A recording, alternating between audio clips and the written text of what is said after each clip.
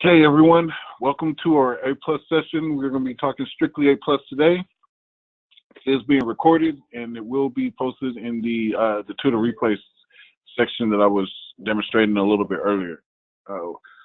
Once the session is complete and edited.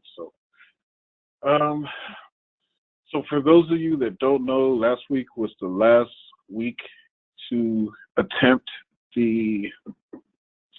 any of the 900 series exams. So those exams are out of the window. Moving forward, everything's going to be 1000 series. Okay, so no more 901, no more 902. Hopefully, if you were striving to get that cert, you were able to knock it out and didn't have to start over. And if you did, no worries, because the objectives are so close and so similar that studying for the 901 is actually studying for the 1001. So it's not a big deal. It's just kind of going back to the drawing board and applying what you already know. Okay, so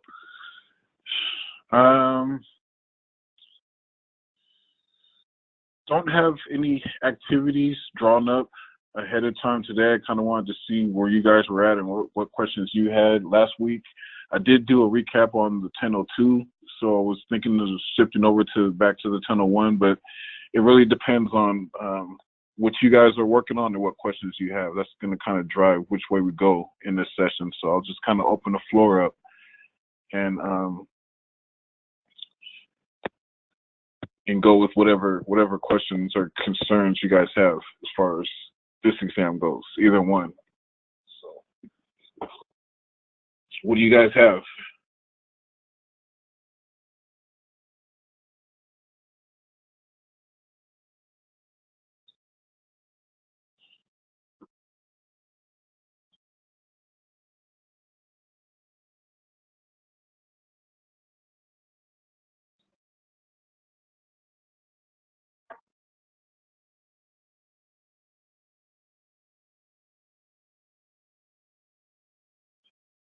No questions, huh? Everyone's good on A plus?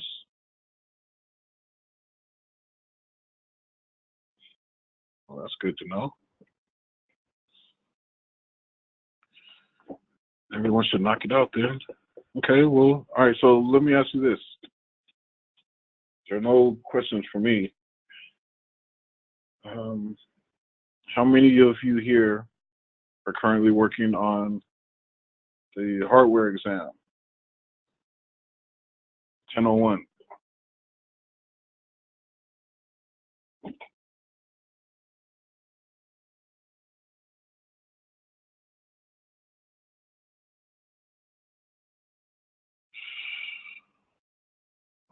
Okay.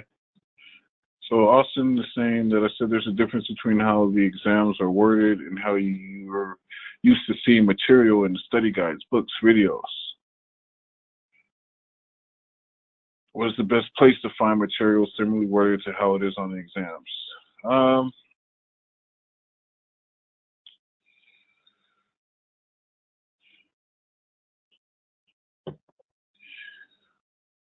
I mean, to me, it would have to be CertMaster. Some may agree, maybe some wouldn't, but I use CertMaster primarily. That's my primary practice exams prior to taking both the 1001 and the 1002. And yeah, to me, it helps that, it's relevant that, CertMaster is from Pearson. So, the terminology used and the expectations of what you need to know are real similarly lined up with what you're going to see on the exam. With that said, there's still some differences in the way that they word some things. What I found is there's some questions on the exam that are a lot more wordier than what you're going to see, in CertMaster. Sometimes CertMaster kind of gets straight to the point. And it's just like, okay, this is what you're trying to do. What do you use? And a lot of the times you're going to see a lot more scenario-based type questions on the exam. But, yeah, in my opinion, maybe it's just because I use CertMaster quite a bit in preparing for these exams, but and also the fact that Pearson is someone that constructs CertMaster. So to me, I would say CertMaster. I mean, there's other resources. Another one is Pocket Prep. Pocket that is a downloadable app, so you can go to the App Store and download Pocket Prep, and they actually word the questions similar to what you may see on the exam as well. And that's something that you can use on the go as well as CertMaster. So, Pocket Prep is another one.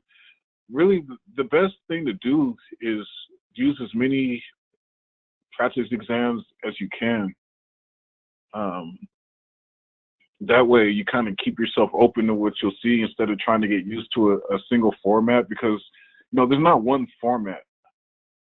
There's not, there's different styles of questions that they ask you on the exam, depending on the objectives. So it's not really about getting used to how they word the questions. It's about being kind of open to anything. And the best way to do that is use multiple practice exams. And in that way, you kind of get a taste of, you get different angles, and it kind of keeps you on your toes, ready for anything. So that would be my advice, because the performance-based questions are way, those are way different than the scenario-based questions that you see on the exam, the multiple choice ones, right? And then they have some, the troubleshooting questions are different than than a random port or protocol question. So there's different structures. There's not one structure that's gonna prepare you for every question. You just gotta, like I said, you gotta be open to whatever, right? It's better to just be well-rounded. So those are the ones I would recommend. From a volume standpoint, Exam Compass. So examcompass.com. You come here and you want to ignore these, the 901 and 902 ones. Just come down to the 1001 and 1002 ones. But yeah, here you see you have a wide variety of practice tests. So you're going to avoid the mistake of memorizing questions. Okay, so that's what this is really good for. It's not really a teaching tool. So it's not like CertMaster. CertMaster, if you get something wrong, they recycle it, and they give you an explanation, and they give you, they give you information and all that. This one just lets you know if you got it right or wrong. So you really want to use this once you're ready to take the safety net away, and sometime prior to actually going in and taking the exam. But then you can see down here, they have a ton of just topic-specific quizzes. So, if you don't want to just get random questions, you can come down here and say, you know what, I'm struggling with RAM. So let me do a quiz on just RAM. Okay, so that's another perk of using Exam Compass. Okay, the other one I was talking about is Pocket Prep. Actually, let me go to Google Play. All right, so if you go to Google Play, just type in Pocket Prep up here.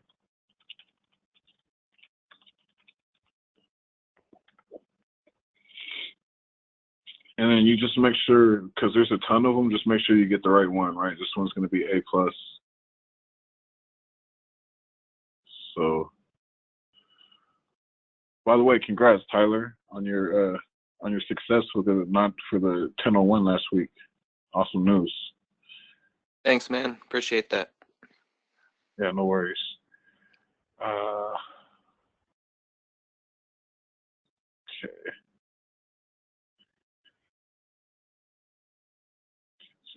Yeah. So you can see when you're looking through the chat, there's a few other students that are saying Exam Compass was pretty good. And then Cert Master again. Cert Master is really in line with what they're asking on the exam. Okay, they did a good job of doing that, and I'll show you the benefit of Cert Master in just a second. But so here's Pocket Prep here. Okay, this is just like Cert Master. You can use it on your mobile device, which makes it awesome. And you can see here is highly recommended. There's a lot of good reviews about this resource here, and like I said, the benefit. It has a couple of benefits, right? It has like a question of the day, right? And it reminds you. You put your exam date in there, and it'll kind of, it'll set reminders. It'll give you questions relevant to where you're struggling, right? It has a lot of good features on it. So it is a paid app, but there's a free version. So try the free version. I think it gives you like 30 questions or something like that just to test it out. And if you like it, then I would go ahead and purchase the full version. So there's another good resource. Okay. Lastly, the other one I was talking about was Cert Master, right? And just about everyone is kind of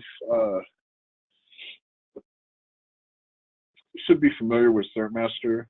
Computer parts some more environmental friendly, which you don't remember. Okay. Yeah, give me a second. I'll come to that in just a second. Let's see here. So Cert Master. Okay.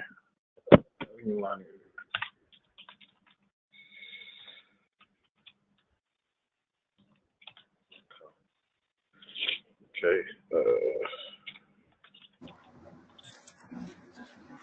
All right. So obviously the good thing about this is straight from CompTIA, right? So yeah, the terminology and the type of questions that they ask are going to be right on point with what you're going to see on the exam. Okay. So the benefit of this is just breaking this down into sub-objectives, right? Doing one sub-objective at a time. That's what I like about this. It doesn't test you or quiz you on everything. It just tests and quizzes you on just these areas. And that way you can break down, you can compartmentalize your training, your studying, right? It makes it a lot easier to find out what you're picking up on and what you're not as you're progressing. As opposed to, just going through all the training and, picking up 10, 20% from each section, right? It's not going to really do you that much good. But if you can key in on one section at a time, figure out what it is you picked up on and what you didn't. And then from there, even if you move on, like when you're moving on, at least you know already, okay, what it is that I need to come back to. Okay, so that's what I like about this, as well as it's a good teaching tool. Okay, the questions on this, after a while, if you get a question wrong a couple times, sooner or later, you're going to know the answer.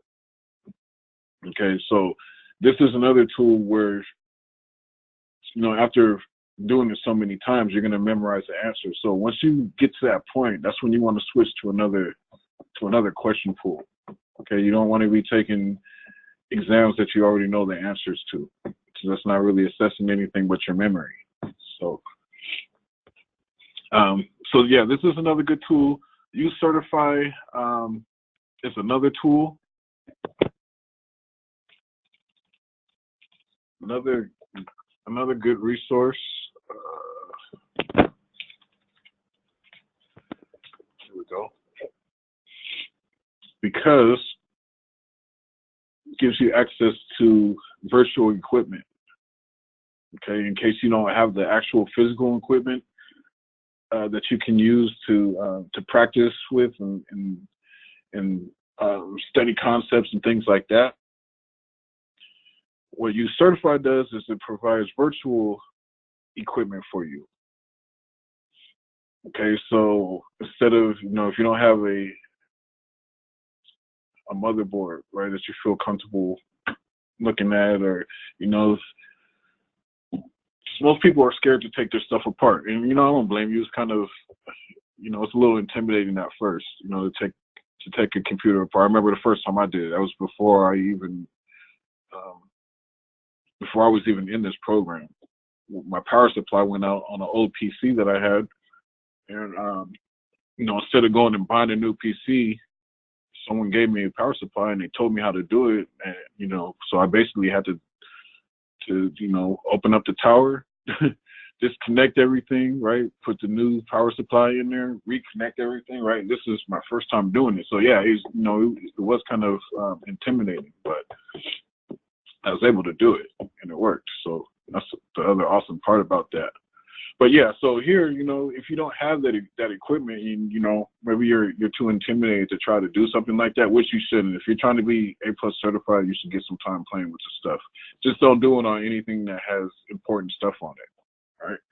This gives you a platform to practice stuff, right?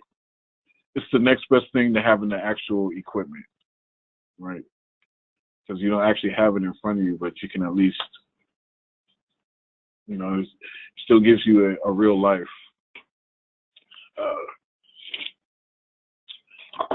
you get a real life interpretation of what you would be doing. So, okay, so this is a good tool too. And this is, I think, out of all of them, this would probably be the most important, because practice questions are just practice questions, right? Maybe you can answer it right, maybe you can't.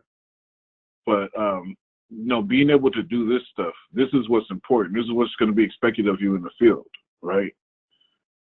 Being able to do stuff like this. So, I mean, to me, this is where the real value is, in the hands-on labs. I didn't mean to do that. There were some more in there. But anyway, Austin, so you noticed some strange questions on the A+ exam, like asking which computer parts are more environmentally friendly. Yeah. I know Jason does, he gives a lot of sidebars, which Professor Messer does as well, and just about everyone. Any training that you're going to take, most of the instructors, they either throw in like personal experience to kind of solidify something that they're talking about, a concept, or sometimes they'll just throw in, oh, by the way, FYIs and stuff like that. If it doesn't seem like something that you need to know for the exam, you may just go in and go out, right? And that happens a lot. I'm not sure if I remember them talking about environmentally friendly stuff on my exam, but they could have. They could have. But experimental question. Are you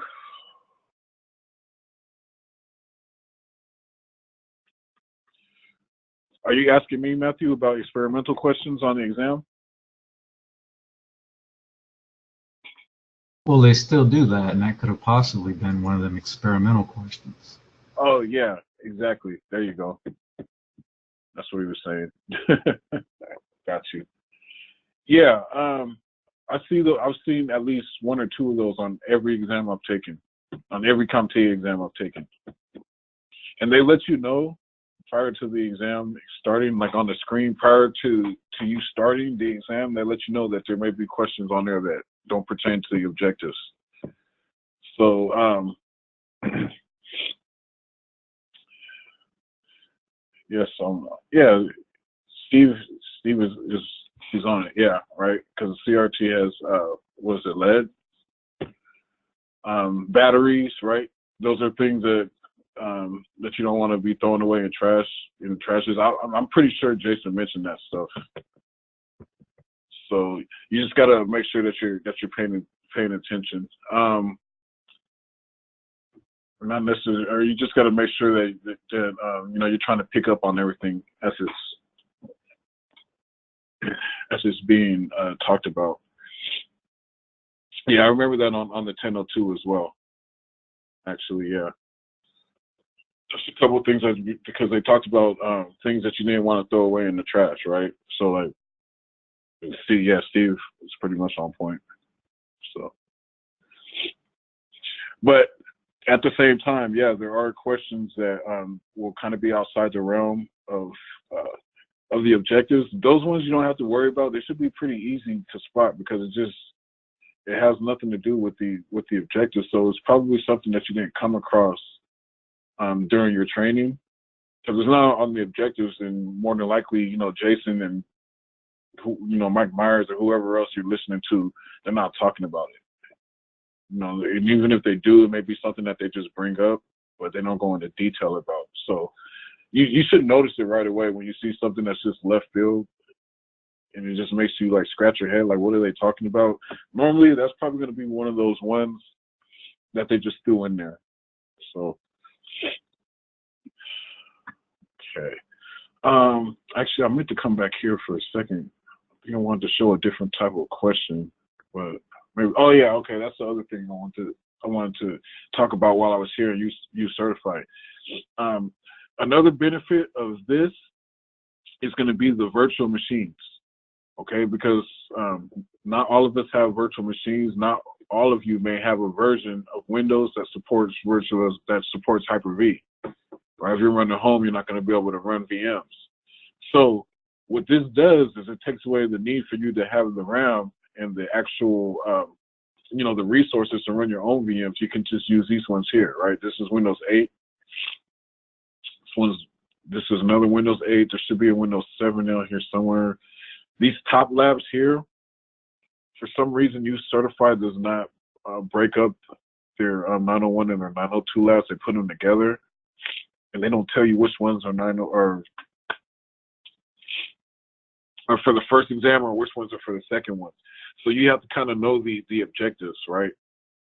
So the best way to split these up is when you get to a printers, it's going to be your last section on the first exam. Right, so here's your printers here. And then when you get into operating systems, that's where you're going to be on your 902, your second exam stuff. So everything up to 11.1 is going to be your hardware stuff.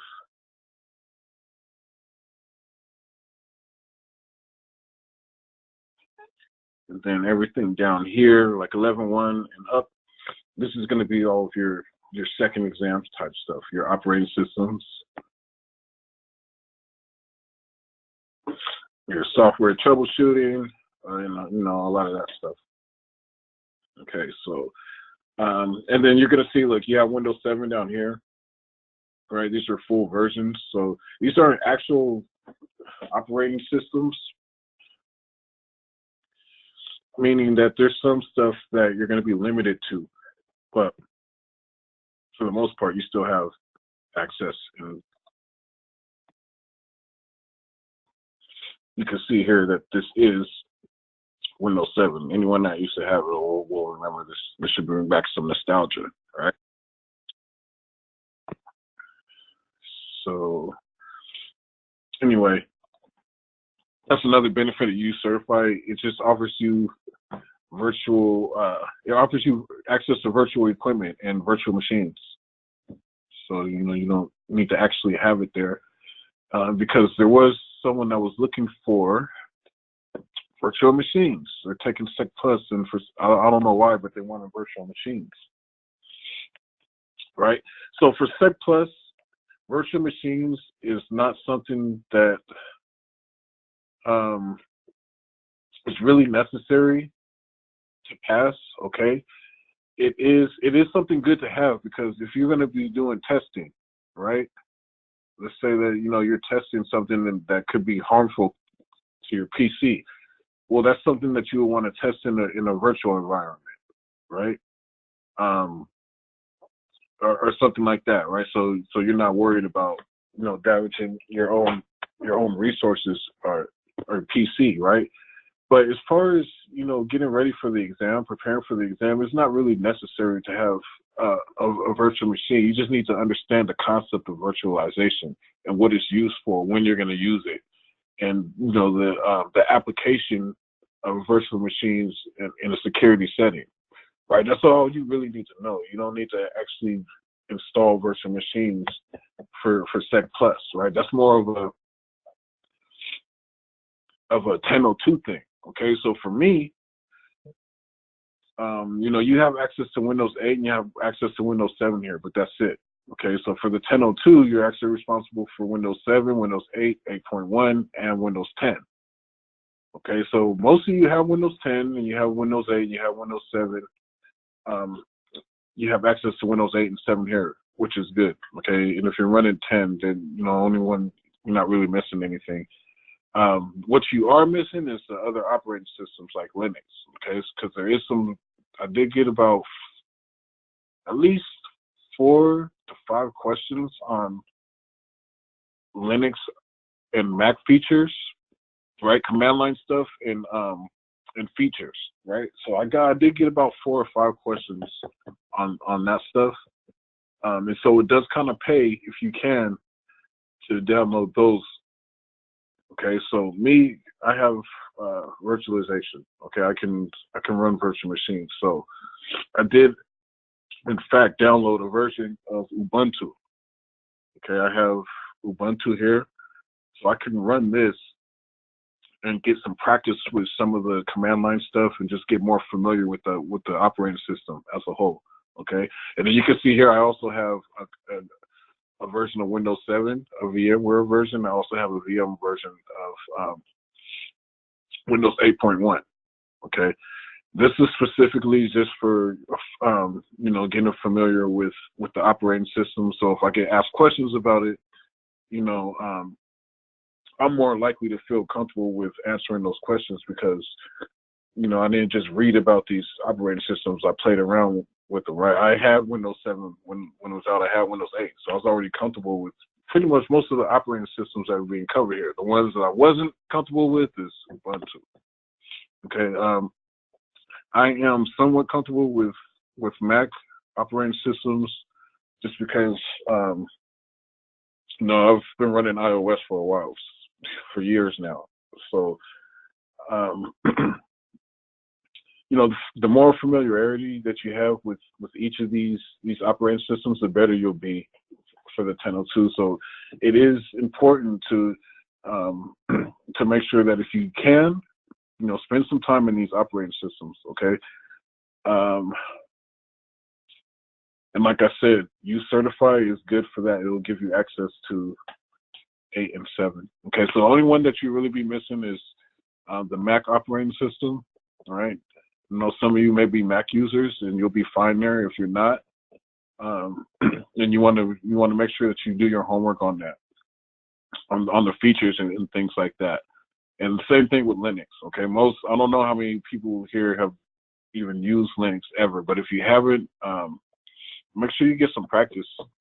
Okay, if you have enough RAM to install virtual machines and you want to download a version of Ubuntu, send me an email or just let me know and I'll send you a link to where you can download it. And then you just need to make sure you enable virtualization on your PC if it's a feature that you have available to you. Okay. What else? Yeah, that's about it. So I think I took a long time to answer that question, but I went through a lot of different resources. It's a good question.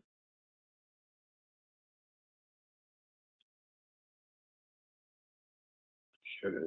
What else?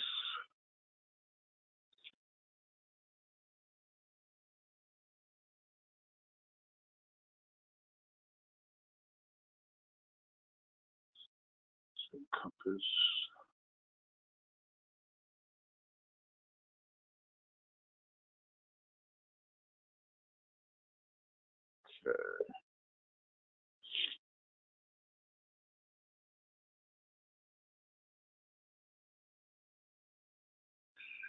Okay, so Linux is another virtual machine.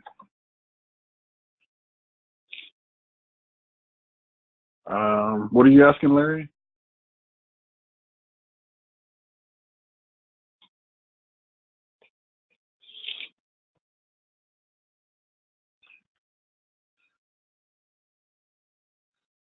So let me come out of here real quick to show you where Linux is being talked about. Okay, so it's going to be like 1.8 or 1.9 here. Okay, so that link you have will have Linux in the virtual. No, the link it'll take you to the page where you download, where you're going to download the ISO that you need to install it. But first, you need a platform for it. So either VMware or VirtualBox, one or the other. Those are the main ones. Once you have the platform, and that's when you take the ISO that you downloaded and then you install it. Installing the virtual machine is not really that difficult. It's really just about knowing the specs, the requirements. How much disk space do you need? How much RAM do you need? And for the most part, they'll tell you, right? If you're running Linux, they'll say you're going to need at least 1 gig or something like that, right? As far as RAM goes, and it'll tell you how much disk space you need. So you just need to make sure you have the resources. And installing a VM is actually pretty simple. It's not hard at all. Okay. So look, 1.9 right here. Okay. This is what I was talking about. I got about 4 or 5 questions on just this stuff. All right, just asking me about features. Right. I'll give you an example. Which feature in the Mac OS is similar to which one is similar? Okay, we'll use the easy one, right? So, which feature in Mac OS is similar to the taskbar on Windows? Right, a question like that, or over here, right? You're in Linux and you have a command. You want to do something that requires you to have elevated controls. Elevated user controls, right? Which command would you use? Which command would you use if you want to view the directory in Linux? Or which command would you use if you want to change ownership of a share or a file, right? Something like that. So that just requires you to really just do your homework on this stuff and know which one does what. And if you do that, you'll be fine on those.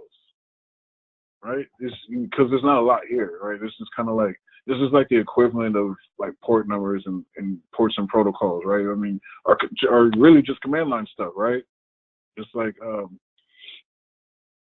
in Windows, command line stuff, right? Each command does something else. So you just make sure that you know what the command line features are going to do, and then also the features, right?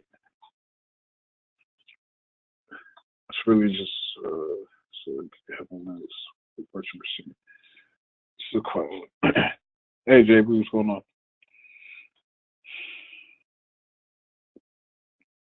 Okay, yeah. So you used it before, then you should be fine.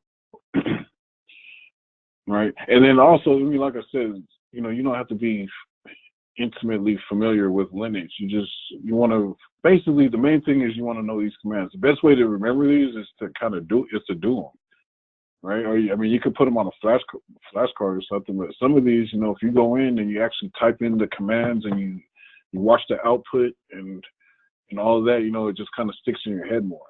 So, that's something that I did to make sure that if I got asked any questions about these, I would know them. Same thing. So, and then also like the tools. Okay, so what's the equivalent of restore in Mac OS, right? You have system restore, then you have something else in Mac OS, right?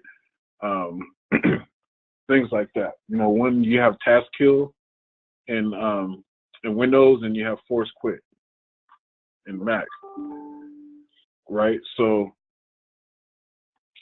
that's the main thing. You just want to make sure that you know these features, right? Outside of that, it's just Windows stuff. For the most part, it's going to be Windows stuff. All right, they'll give you a few of those Mac and Linux questions, but mostly when it comes to the operating systems, the majority of this 27% is going to be revolve around Windows stuff. Okay, so all right. Any other concepts, ideas you guys want to talk about when it comes to these exams?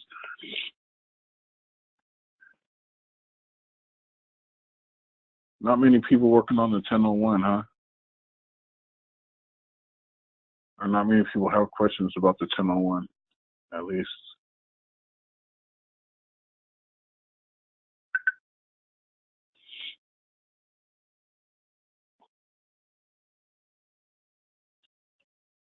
Okay.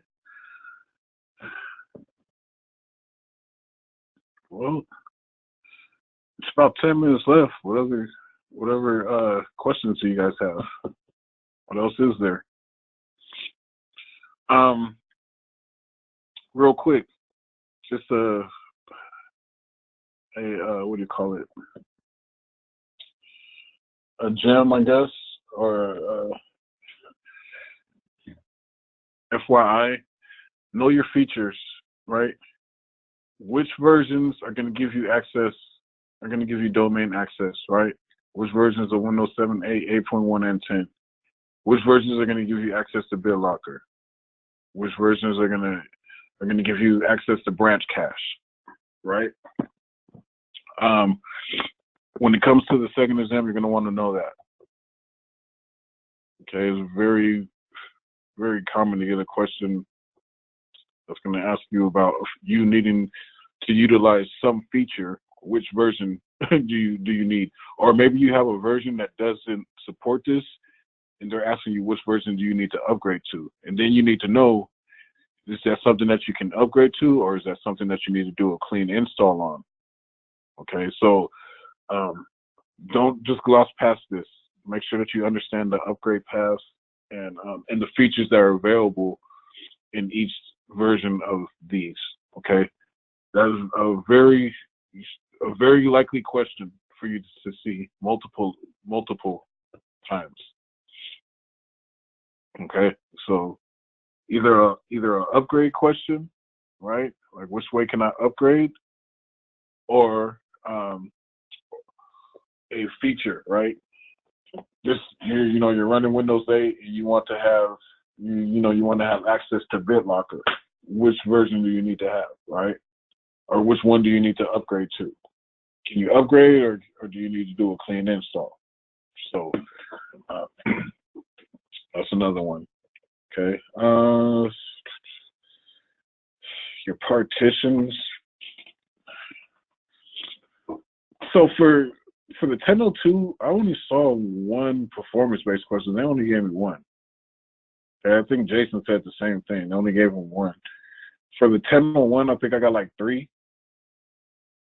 So I didn't see much of those. But for the ones that you do see, what I'll do, I'll just skip past them, come back to them later. That would be my advice.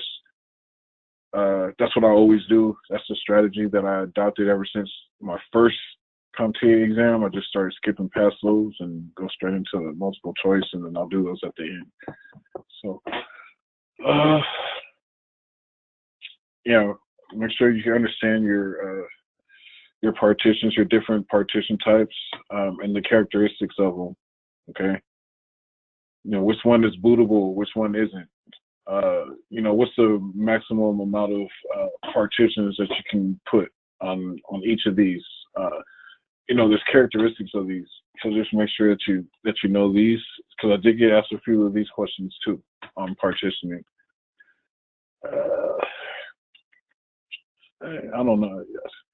This stuff is just, you just go through these objectives one by one, and you just study this stuff. And this is how you determine what it is you need to know, right?